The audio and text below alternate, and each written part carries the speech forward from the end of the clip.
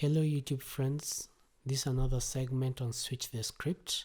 On today's topic we'll be talking about how the politicians divide us. Now I'll be referencing a tale of the red ants and the black ants in a jar.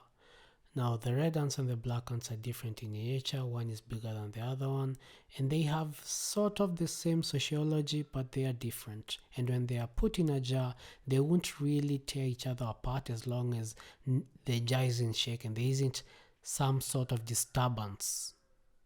Now, you may be wondering why would I give this tale? And the relevance of this is when you shake the jar, the black ants and the red ants tear each other apart.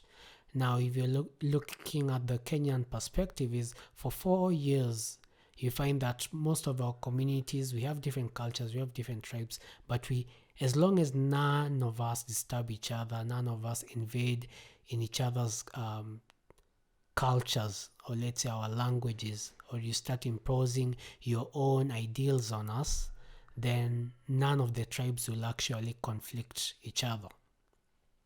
Now on the 5th year is when now our politicians come in and they start opening their mouths, and that's where everything just goes out of the window, where now people start to notice each other based on tribes, culture, and you start to see the other tribe as the enemy.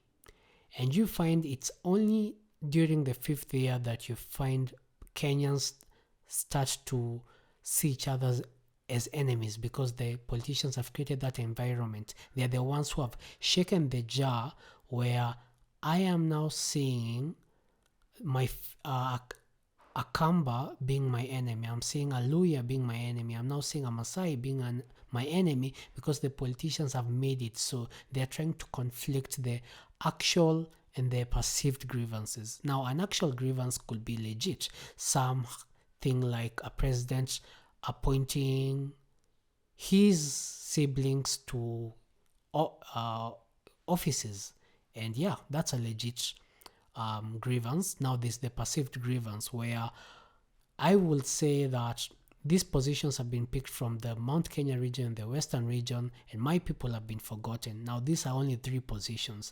Now if you do look at the merits, and these particular people have the performance, have the merit, then you really don't have any case there, because they've been picked on merit. They're not being picked based on tribes or based on culture or based on this is my relative.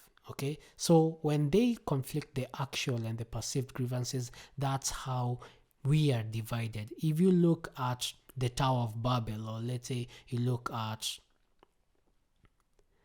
different examples out there, even our colonialization, divide and conquer works, and our politicians have been using that for years to garner votes. It's about time we just stop that.